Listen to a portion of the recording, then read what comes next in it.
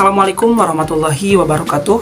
Bismillah, alhamdulillah, wassalatu wassalamu ala rasulillah wa ala alihi wa sahbihi wa mawalah. Rabbi sholli sadri wa yassirli amri wa hlul 'uqdatam min lisani yafqahu qawli. Puji dan syukur marilah kita panjatkan kepada Allah Subhanahu wa taala karena atas berkat rahmat dan karunia-Nya kita bisa berkumpul pada perkuliahan virtual hari ini. Salawat beserta salam semoga tetap tercurah limpahkan kepada junjungan kita, yakni Habibana wa Nabiana Kangjeng Nabi Muhammad Sallallahu Alaihi Wasallam. Tak lupa kepada keluarganya, para sahabatnya, tabiin-tabiatnya, mudah-mudahan termasuk kepada kita selaku umatnya hingga akhir zaman. Perkenalkan, saya Elisa Triandi selaku moderator pada perkuliahan pada hari ini. Kami dari kelompok 2 dengan anggota Pika Febrianita, Rini Anggraini, Sepia Nuriska, dan Sipa Julpa Nabila. Terhormat Ibu Aini Loita MPD selaku dosen pengampu mata kuliah kurikulum PAUD dan teman-teman yang saya banggakan. Pada diskusi kali ini sangatlah menarik, yaitu mengenai materi, komponen, dan prinsip pengembangan kurikulum. Langsung saja kita ke pematerian. Kepadanya dipersilahkan. Assalamualaikum warahmatullahi wabarakatuh. Saya Rini Anggraini sebagai pemateri pertama yang akan menyampaikan materi mengenai komponen-komponen pengembangan kurikulum. Yang pertama ada komponen tujuan. Nah, komponen tujuan ini berhubungan erat dengan hasil yang sesuai dengan mikro dan makronya. Di dalam komponen tujuan ini terdapat tujuan pendidikan, dan tujuan pendidikan ini memiliki klasifikasi umum sampai ke khusus. Contohnya kayak kompetensi yang bersifat spesifik dan dapat diukur.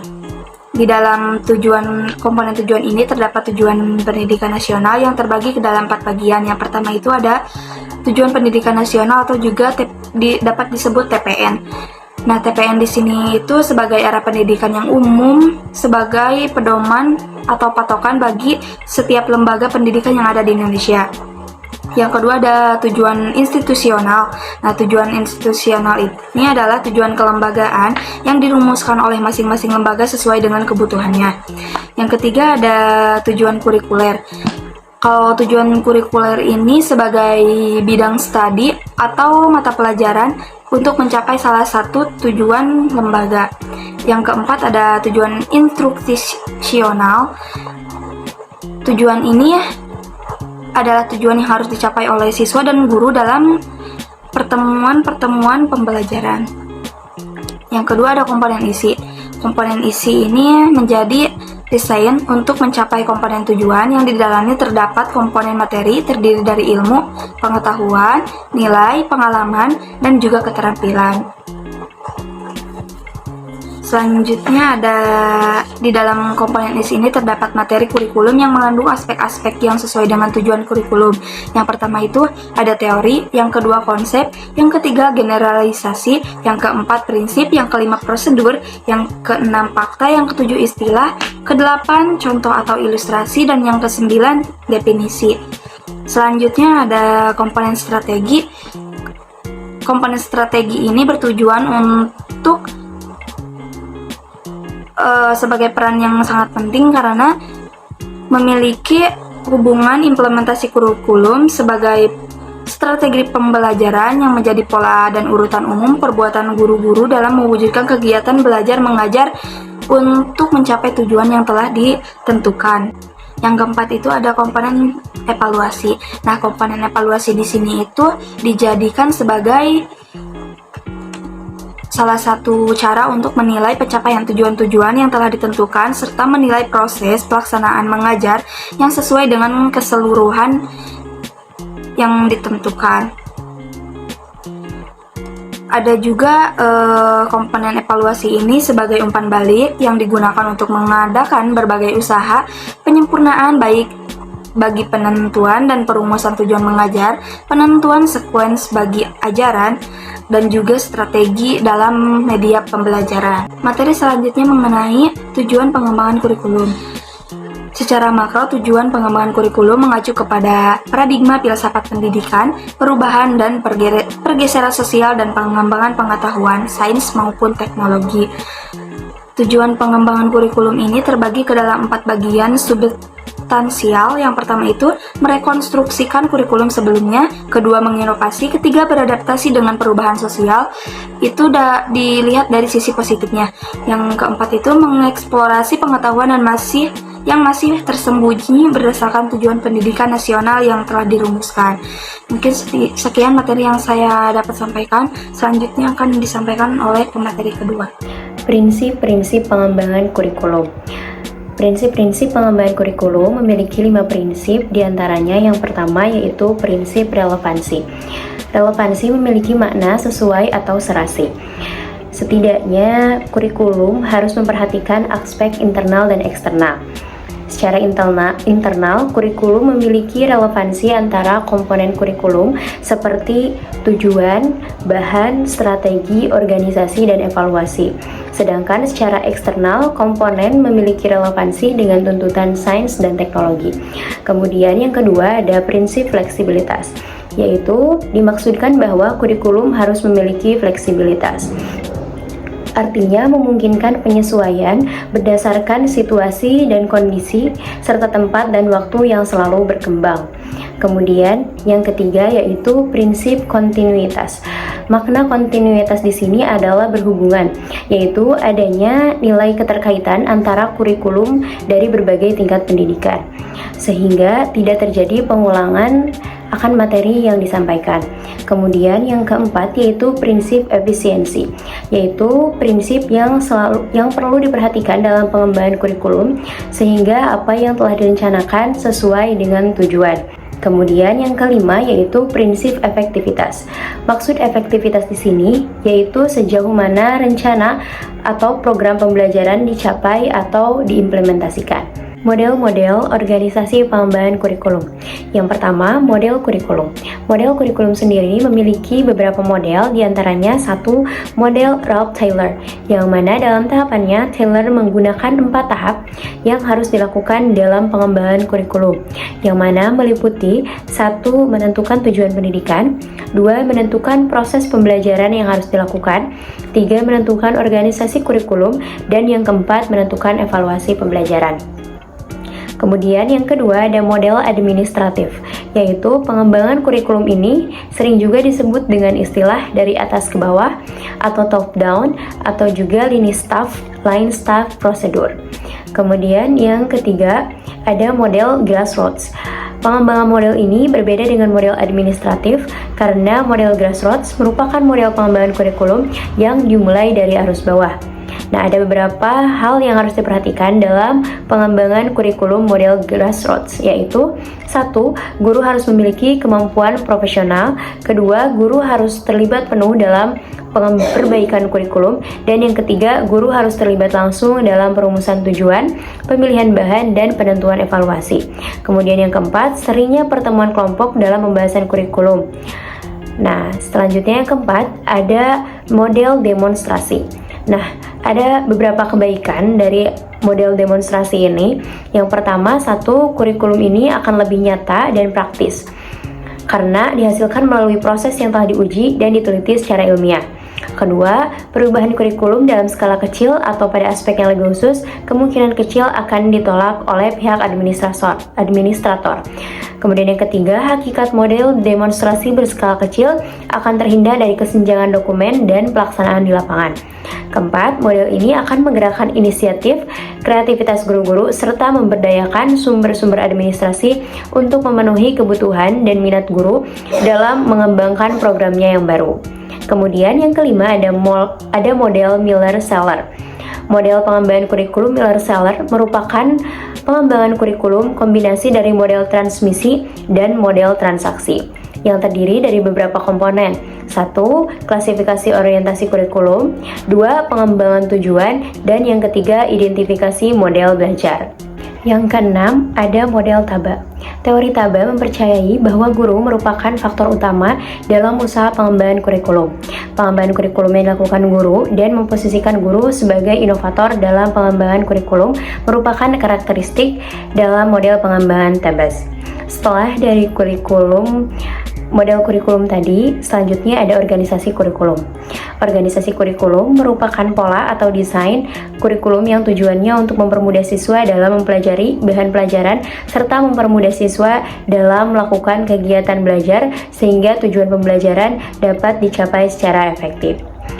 Ada beberapa faktor yang harus dipertimbangkan dalam organisasi kurikulum, seperti diantaranya berkaitan dengan ruang lingkup, urutan bahan, kontinuitas, keseimbangan, dan keterpaduan. Ada dua aspek yang harus selalu diperhatikan dalam keseimbangan pada organisasi kurikulum. Satu, keseimbangan terhadap substansi bahan atau isi kurikulum. Yang kedua, yaitu keseimbangan yang berkaitan dengan cara atau proses belajar secara umum. Ada dua bentuk organisasi kurikulum. Di antaranya, satu, kurikulum berdasarkan mata pelajaran atau subjek kurikulum. Seperti satu, mata pelajaran terpisah, dua, mata pelajaran gabungan, tiga, kurikulum terpadu, yang keempat, fungsi sosial dan situasi persistensi. Nah, yang kedua ada kurikulum pengalaman atau aktivitas. Experience kurikulum sering disebut juga dengan activity kurikulum. Nah, kurikulum ini cenderung mengutamakan kegiatan-kegiatan atau pengalaman-pengalaman siswa dalam rangka membentuk kemampuan yang terintegritas dengan lingkungan maupun dengan potensi siswa.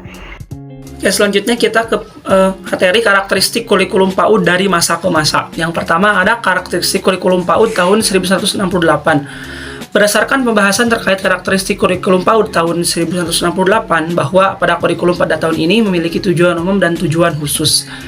Dasar-dasar fundamental seperti dasar filosofis, psikologis, sosiologis, dan organisatoris, serta garis-garis besar yang akan dilakukan. Tentunya semua itu dilakukan untuk memfasilitasi proses dan tujuan perkembangan anak. Pada intinya, kurikulum bersifat fleksibel, artinya dapat berubah-ubah sesuai juga dengan perkembangan zaman dan kebutuhan pendidikan pada masa itu.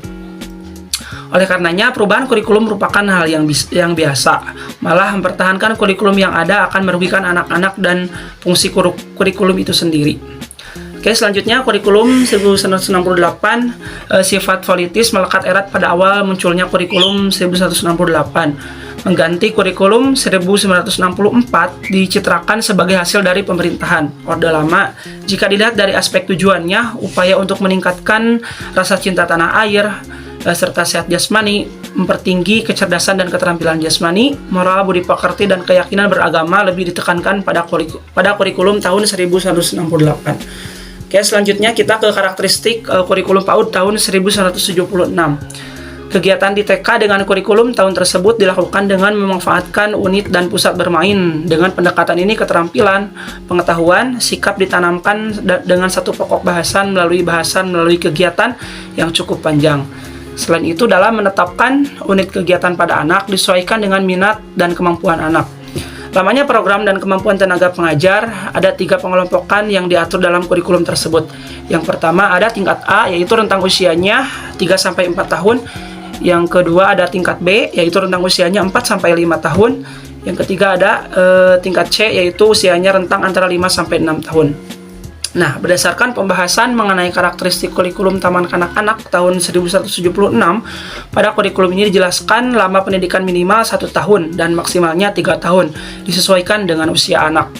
Adapun tujuan utama dari kurikulum ini adalah agar anak memiliki pribadi yang baik, bertanggung jawab, sehat rohani dan jasmani, dan memiliki bekal pengetahuan untuk memasuki sekolah dasar. Kegiatan di TK dengan kurikulum tahun 1976 dilakukan dengan memanfaatkan unit dan pusat bermain yang disesuaikan dengan minat dan kemampuan anak. Sekian, dilanjutkan kepada pematerian selanjutnya. Terima kasih. Kemudian di sini saya akan melanjutkan, yaitu tentang karakteristik kurikulum pada tahun 1984. Sebelum ke karakteristik, kurikulum PAUD pada tahun 1984 ini dikenal sebagai kurikulum yang disempurnakan dari kurikulum pada tahun 1976 dengan alasan supaya tidak ada orang-orang yang beranggapan bahwa kurikulum itu selalu berganti-ganti, di mana pada perubahan kurikulum ini yaitu mengenai perbaikan proses penyempurnaan kurikulum yang dilatar belakangi dengan perlunya suatu penilaian atau perbaikan secara menyeluruh, di mana perbaikan ini melalui pendekatan untuk kemampuan dasar yang harus dimiliki oleh peserta didik, di mana kemampuan dasar ini yaitu ranah kognitif, afektif, dan juga psikomotor. Di kurikulum 1984 ini ada 3 tingkatan serta waktu belajar dan adapun bidang-bidang pengembangan yang harus digunakan, di mana 3 tingkatan ini yaitu yang pertama ada tingkat A untuk umur 3-4 tahun, yang kedua ada tingkat B untuk umur 4-5 tahun, dan yang ketiga tingkat C yaitu untuk umur 5-6 tahun. Kemudian waktu belajar anak-anak di sekolah yang diterapkan pada kurikulum tahun 1984 ini yaitu yang pertama tingkat A selama 12 jam dalam seminggu dengan pelaksanaan 2 jam per hari. Tingkat B 15 jam dalam seminggu dengan pelaksanaan 2,5 jam per hari. Tingkat C yaitu 16 jam dalam seminggu dalam pelaksanaan 2 sampai 2/3 dalam satu hari. Kemudian ada bidang-bidang pengembangan dalam program pendidikan di kurikulum tahun 1984 ini, di mana yang pertama yaitu pendidikan moral Pancasila, yang kedua pendidikan sejarah perjuangan bangsa, yang ketiga kemampuan berbahasa, yang keempat perasaan, kemasyarakatan, serta kesadaran terhadap lingkungan, yang kelima daya cipta, dan yang keenam pengetahuan, serta yang ketujuh jasmani dan kesehatan. Nah, kemudian adapun karakteristik pada kurikulum tahun 1984 ini yaitu menanamkan dan memberikan pengertian dahulu sebelum diberikan pelatihan terhadap peserta didik, dan materi juga disajikan berdasarkan tingkat kesiapan serta kematangan para peserta didik, dan materi pembelajarannya pun dikemas dengan menggunakan pendekatan spiral. Kemudian selanjutnya ada karakteristik kurikulum PAUD pada tahun 1994. Pada kurikulum tahun 1994 ini memiliki program pembelajaran diantaranya yaitu yang pertama program kegiatan belajar dalam rangka pembentukan terhadap perilaku peserta didik dengan melakukan pembiasaan yang dilakukan sehari-hari yang mencakup moral Pancasila, agama, disiplin, emosi, dan juga kemampuan bermasyarakat. Program yang kedua yaitu ada program kegiatan belajar dalam rangka mengembangkan kemampuan dasar peserta didik melalui kegiatan yang mencakup beberapa aspek kemampuan berbahasa, daya pikir, daya cipta, serta keterampilan dan juga jasmani. Adapun karakteristik kurikulum pada tahun 1994 ini yaitu kurikulum ini mempunyai sistem pembagian tahapan pada pembelajaran di TK dengan menggunakan sistem catur bulan, penghayatan, serta internalisasi nilai-nilai yang berbentuk sikap, keterlibatan intelektual, emosi peserta didik pada saat pembelajaran. Kemudian karakteristik kurikulum PAUD pada tahun 2004. Di tahun inilah adanya perubahan serta perkembangan global yang sangat cepat, maka dari itu salah satu upaya untuk mengantisipasi adanya perubahan ini yaitu dengan mengembangkan suatu kurikulum, di mana kurikulum pada tahun 1994 ini dikembangkan menjadi kurikulum 2004, di mana kurikulum 2004 ini biasa disebut dengan kurikulum berbasis kompetisi. Kurikulum berbasis kompetisi ini memiliki tujuan yaitu supaya para guru atau para pendidik mampu mengantisipasi masalah-masalah yang kemungkinan akan atau sudah terjadi dan juga untuk meningkatkan standar pendidikan yang lebih tinggi dan juga berkualitas di masa yang akan datang. Oke, saya akan melanjutkan pemaparan yang terakhir yaitu karakteristik kurikulum 2006 yang memiliki 4 karakter menurut Senjaya 2008. Yang pertama adalah KTSP adalah kurikulum yang berorientasi pada disiplin ilmu. Hal ini dapat dilihat dari struktur program yang dimuat, sejumlah mata pelajaran yang harus ditempuh oleh peserta didik. Keberhasilan KTSP lebih banyak diukur dari kemampuan siswa menguasai mata pelajaran. Hal ini dapat dilihat dari sistem kelulusan yang ditentukan oleh standar minimal penguasaan isi pelajaran. Terus ada yang kedua ada KTSP adalah kurikulum yang berorientasi pada perkembangan individu. Hal ini dapat dilihat dari prinsip pembelajaran yang menentukan pada aktivitas siswa yang mencari dan menemukan sendiri materi pelajaran melalui berbagai pendekatan. Dan juga kurikulum ini menekankan kepada aspek pengembangan minat dan bakat siswa. Terus yang ketiga ada KTSP adalah kurikulum yang mengakses kepentingan daerah.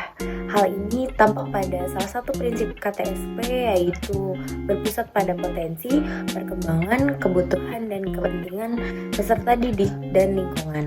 Dengan demikian, maka KTSP adalah kurikulum yang dikembangkan oleh daerah. Terus ada KTSP merupakan kurikulum teknologi. Hal ini dapat dilihat dari adanya standar kompetensi dasar yang kemudian dijabarkan pada indikator hasil belajar, yaitu sejumlah perilaku yang terukur sebagai bahan penilaian. Nah, terus ada karakteristik kurikulum 2013. Karakteristik 2013 menurut Kemendikbud yaitu yang pertama ada pengembangan kompetensi berimbang, mengembangkan keseimbangan antara sikap, spiritual dan sosial, pengetahuan dan keterampilan, serta menerapkan dalam berbagai situasi di lingkungan sekolah dan masyarakat. Yang kedua ada kontekstualisasi sekolah, menekankan sekolah sebagai bagian dari masyarakat yang memberikan pengalaman belajar agar peserta didik mampu menerapkan apa yang dipelajari di sekolah ke masyarakat dan dimanfaatkan oleh masyarakat sebagai sumber belajar. Terus ada fleksibilitas waktu, memberi waktu yang cukup untuk mengembangkan beberapa sikap, pengetahuan, dan juga keterampilan. Terus ada kompetensi yang rinci, mengembangkan kompetensi yang dinyatakan dalam bentuk kompetensi inti kelas dirinci lebih lanjut dalam kompetensi dasar mata pelajaran. Terus ada kompetensi inti sebagai unsur pengorganisasian, yaitu mengembangkan kompetensi inti kelas menjadi unsur pengorganisasian. Kompetensi dasar, semua kompetensi dasar dan proses pembelajaran dikembangkan untuk mencapai kompetensi yang dinyatakan dalam kompetensi inti. Terus ada akumulasi, saling memperkuat dan saling memperkaya, yaitu mengembangkan kompetensi dasar berdasarkan pada prinsip akumulasi, saling memperkuat dan memperkaya antara mata pelajaran dan jenjang pendidikan, organisasi horizontal dan vertikal. Terus ada karakteristik kurikulum Merdeka Belajar dan Merdeka Bermain.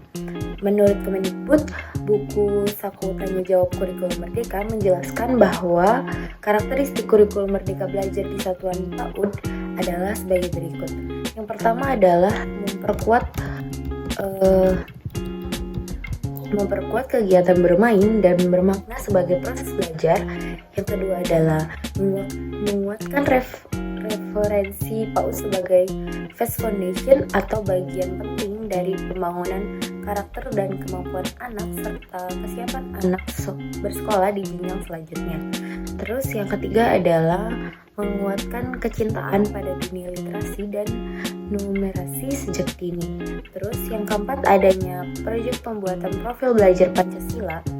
Terus ada proses pembelajaran dan asesmen yang lebih fleksibel. Terus ada hasil asesmen digunakan sebagai pijakan guru untuk merencanakan kegiatan bermain dan pijakan orang tua dalam mengajak anak bermain di rumah. Yang terakhir ada menguatkan peran orang tua sebagai mitra satuan. Sekian dari kelompok kami, dikembalikan kepada moderator. Sekian pemaparan video dari kami. Saya ucapkan terima kasih kepada teman-teman yang telah berpartisipasi aktif pada diskusi kali ini, baik itu bertanya, menjawab, ataupun menambahkan. Mudah-mudahan apa yang telah kita pelajari bisa bermanfaat di kemudian kelak. Saya Elisa Triandi selaku moderator pamit undur diri. Terima kasih. Wassalamualaikum warahmatullahi wabarakatuh.